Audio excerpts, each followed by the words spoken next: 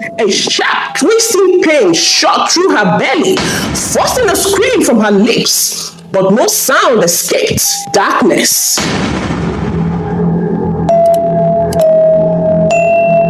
Once there was a village called Onwa, known for its breathtaking maidens, many of whom came from royal households. These maidens were called Ndioma, a name that signified their noble lineage. Those who were not of royal blood often regarded them as people of higher rank, treating them with admiration and respect. In this village lived a young prince named Akanna, a man admired by nearly every maiden. He was strikingly handsome, the only son of the queen, yet he hardly spoke to anyone. Even when standing before you, his guards did the talking on his behalf. His mother, the queen, remained in power and sat on the throne after the king's strange and sudden passing. They had ruled the kingdom far longer than they should have, yet no one dared to question or challenge them. As time passed, the queen summoned her son and asked if any maiden in the village had caught his eyes. But Akanna, with a reluctant look, simply said he had not found one. The queen's face darkened with frustration. "I am telling you to choose a maiden, and you say you haven't found one?" She snapped. "Do you want me to find her for you? Because I will. Time is not on our side. I cannot afford to lose you. You are my only son, and you must continue the bloodline." Akana could not understand why his mother had become so tense lately. Her behavior in the past few days after the king's death felt off. Few weeks later, the queen took matters into her own hands. She invited a noble family from the Ndioma to the palace, seeking the hand of their daughter, Isioma, in marriage to the prince. Isioma was a strikingly beautiful young woman, known not only for her looks, but also for her good morals and deep respect for others. When she received the message that she had been chosen as the prince's bride, her heart leaped with joy. She immediately shared the news with her closest friend, Adako. Adako was genuinely happy for her, thrilled that her dear friend was about to become a princess. The marriage arrangement was quickly finalized and preparations began. On the day of the wedding, Isioma looked breathtaking in her elegant blue gown, her hair styled in perfection, her radiant smile captivating everyone who looked at her. The entire village erupted in celebration. Men and women danced, clapped, and cheered. They ate and drank to their fill, rejoicing in the union of their prince and his bride. After the ceremony, Isioma was taken to her chambers, separate from the prince's chamber. She was informed that she would only meet her husband on the night the queen approved. This felt strange to her. Was she not married to the prince? Should she not be by his side? But she obeyed the queen's command without question. 2 days later, the queen summoned the palace maids and ordered them to prepare Princess Isioma to meet the prince in his chamber. The queen wanted full control over when her son and his bride would come together, carefully monitoring when Isioma would conceive. Fortunately for Princess Isioma, she soon became pregnant and joy overflowed in her heart. When the queen received the news, her face lit up with satisfaction. From that day on, she showered Isioma with gifts, her excitement growing with each passing moment. One night, as the palace lay silent in deep sleep, Princess Isioma awoke with a start. A cold shiver ran through her body as she gasped for air, her heart pounding wildly. She had seen someone in her dream. An old woman, wrinkled and haggard, stood before her. Eyes dark and hollow, her lips curled into a wicked grin. Her voice was a whisper, yet carried the weight of 1,000 echoes. "Give me your baby." The words sent ice through Isioma's veins. She sat up, wiping her sweaty face, trying to shake off the dreadful feeling. Slowly, She rose to her feet and walked to the mirror in her bedroom. As she stood before it, a strange sensation gripped her stomach, a pull, strong and unnatural. Pain! A sharp, twisting pain shot through her belly, forcing a scream from her lips, but no sound escaped. It was as if the world swallowed her cries. She tried to fight, to move, to resist. Whatever unseen force was clutching her, but the pull grew stronger. Her legs weakened, her body trembled. Then, darkness. She collapsed onto the cold floor. When morning came, Isioma awoke, her mind clouded, her body drenched in sweat. A strange heaviness lingered in her chest, but she could not remember what had happened. Then, as she shifted, her breath caught in her throat. Blood! Dark stains covered the sheets. A scream tore from her lips, echoing through the palace halls. Within moments, palace maids rushed into the room, their faces turning pale at the sight before them. Prince Akana stormed in, his eyes widening in horror as he saw his wife trembling, covered in blood. Without a word, he rushed to her side, holding her close, his arms wrapped around her as he whispered words of comfort, but his own tears betrayed him. He wept with her. The queen, alerted by the commotion, arrived moments later. She turned to the maids sharply. "What is going on here?" she demanded. When they explained, she hurried into the room.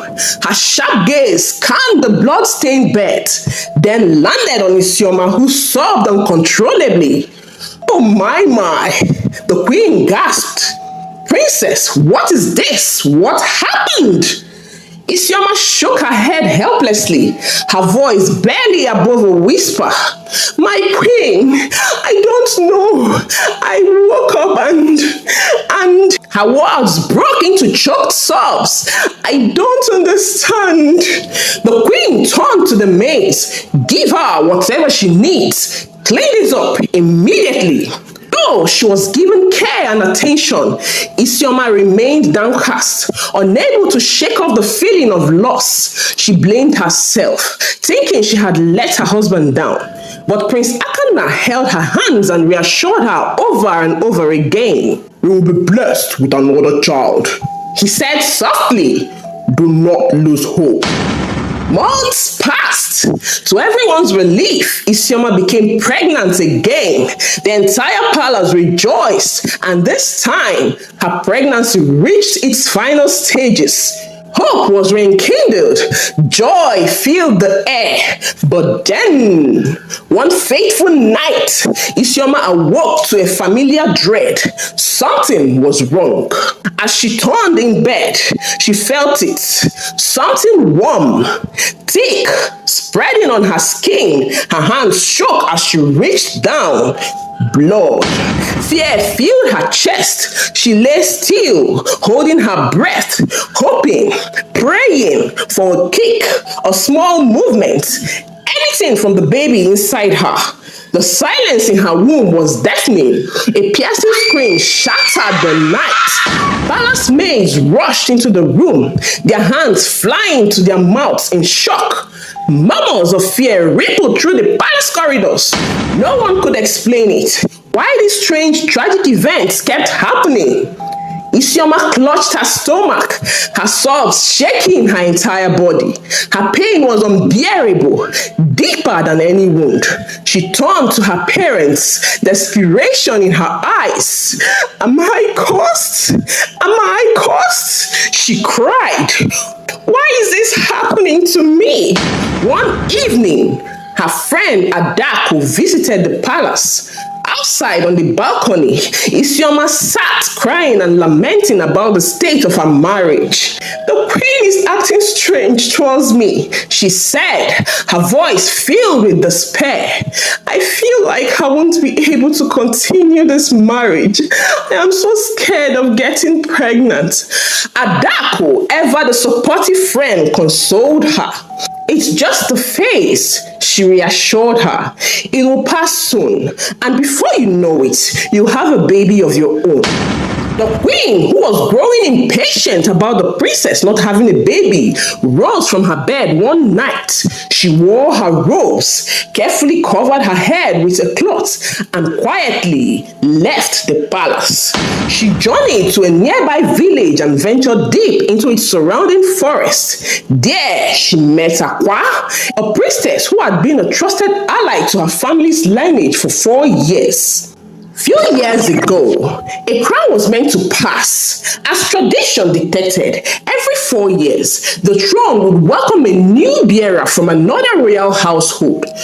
But King Afam, drunk with power and clouded by ambition, defied this sacred order. He wanted more years, more control, and a legacy that would echo through generations.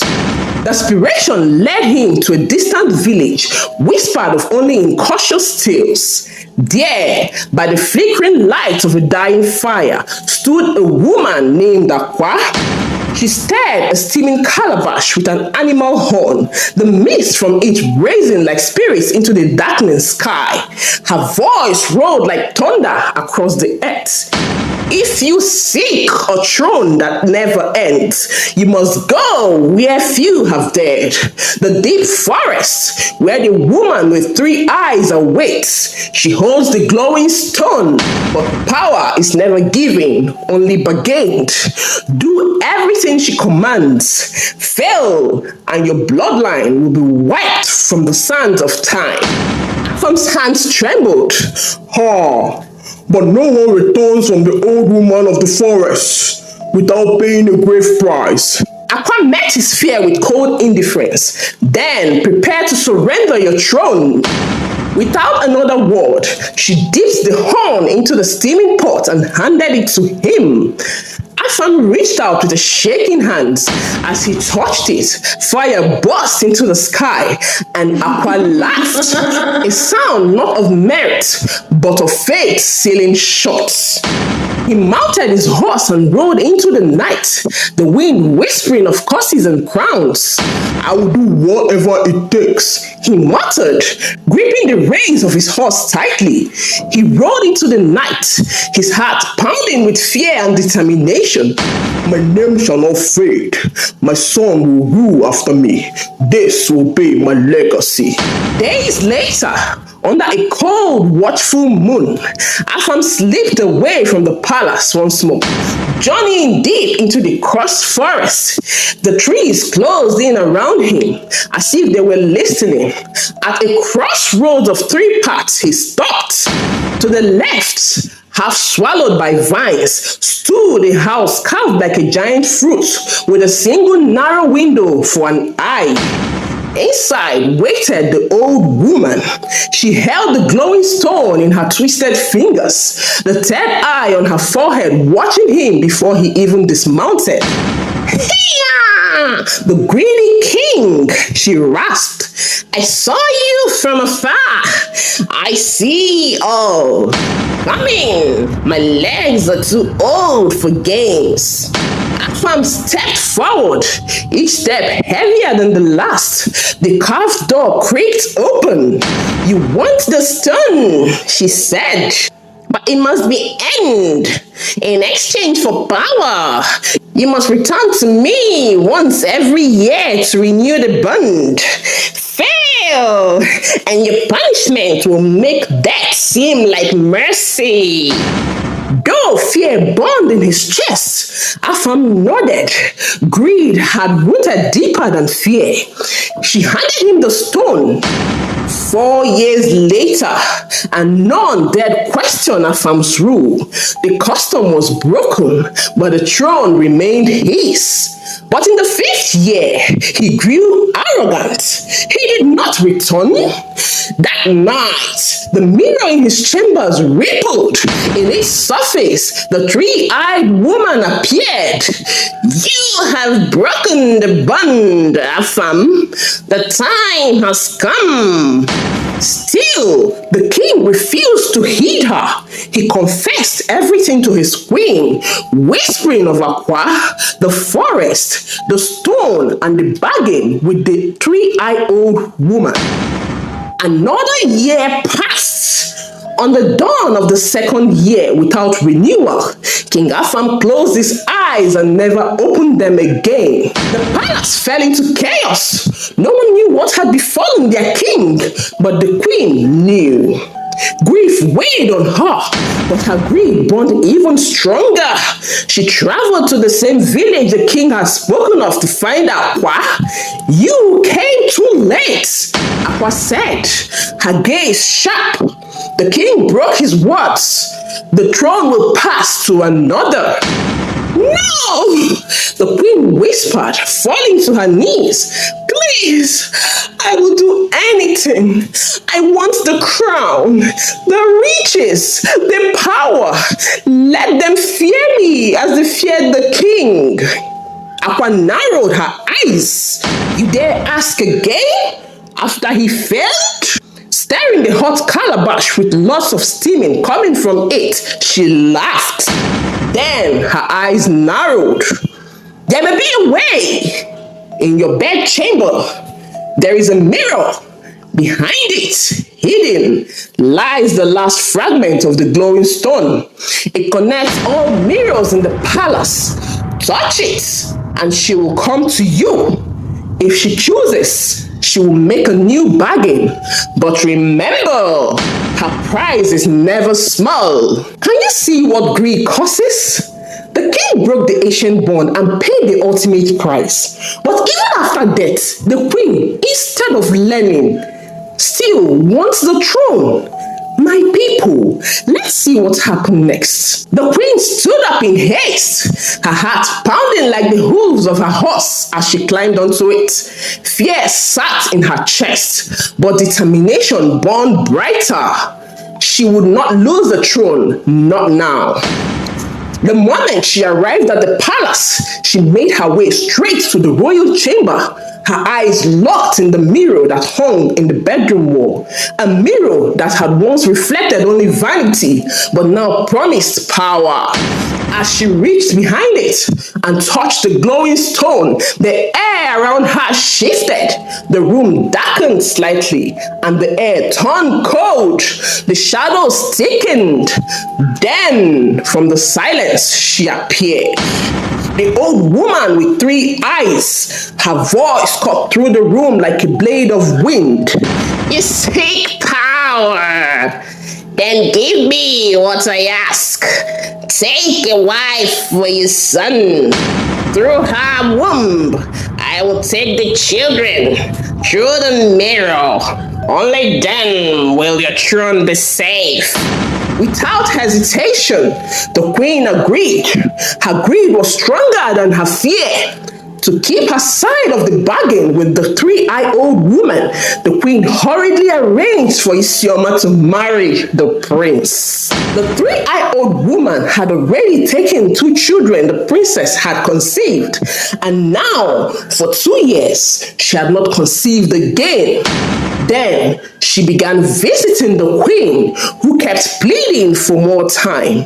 But as the situation grew worse, the queen turned to Aqua, the priestess, who advised her to find a second wife for the prince. Then she chose another wife for her son.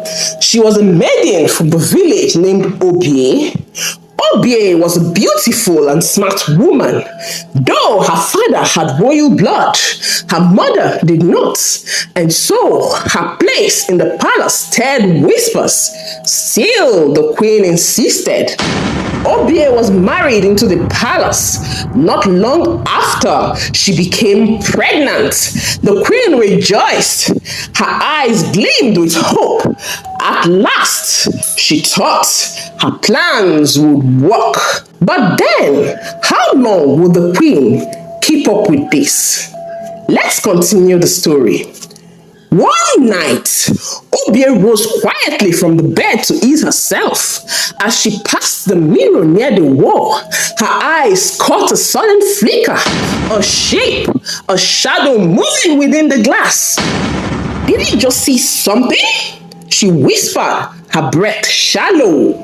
Suddenly, a soft, cold touch grazed her shoulder from behind. She screamed.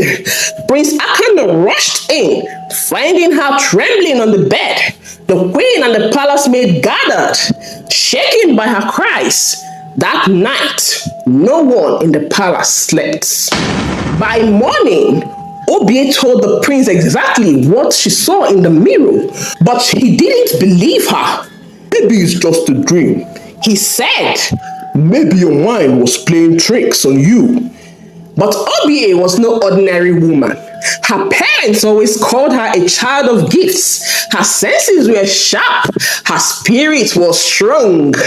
Princess Isioma believed her instantly. Something about Obie's story felt too familiar, like a memory buried deep within her, just out of reach. Though the baby in Obie's womb remained safe, she couldn't shake the feeling that something wasn't right.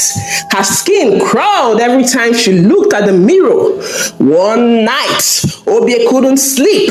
She decided to take a walk around the palace. As she walked through the quiet halls, she suddenly heard voices coming from the queen's room.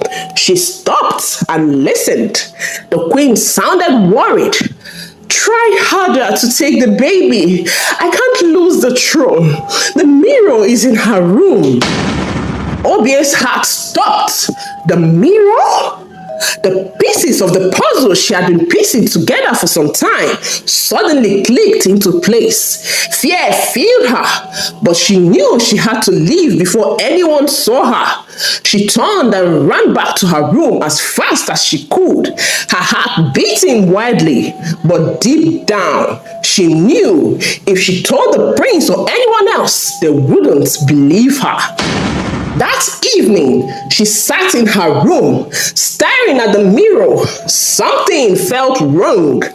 Then, as if something was guiding her, she stood up, grabbed the wooden stick, and with all her strength, she smashed the mirror into tiny pieces. In that instant, a blinding flash of light burst through the palace. A terrible cry rang out from the queen's chamber. I can't see! My eyes! I can't see! Oh, help me! The palace guards and servants rushed to the queen's side. She fell to the ground, weeping, her face burned, her body shaking. The truth spilled from her like blood from a deep wound. Please, beg her for me, the three-eyed woman. Ask her to forgive me. My husband died because he broke the promise. He wanted to stay king forever, and I wanted the throne to remain in our family. So I made the deal. I used the mirror. I gave the princesses babies. I never thought it would come to this. She turned her tear-streaked face towards Obie, her voice weak and broken. But you were different. The mirror could not take your baby. You ruined everything. With those final words, she collapsed to the floor, burned. The rule of the greedy king and queen came to a bitter end. Prince Akanda stepped forward, carrying the heavy burden of his family's past. He knew the kingdom had suffered because of his parents' greed. With a heavy heart, he stepped down from the throne and handed it over to the next royal family. In time, Obie gave birth to twins. The palace, which was once dark with secrets, was now filled with light. Prince Akanda, Princess Isioma, and Obie lived in peace. And as for the mirror, its broken pieces were buried, never to reflect another soul again. That is the end of the story. I hope you enjoyed it. If you really did, please please give the video a thumbs up, drop your comments below, and please subscribe if you haven't. Remain blessed. I'll see you on my next one.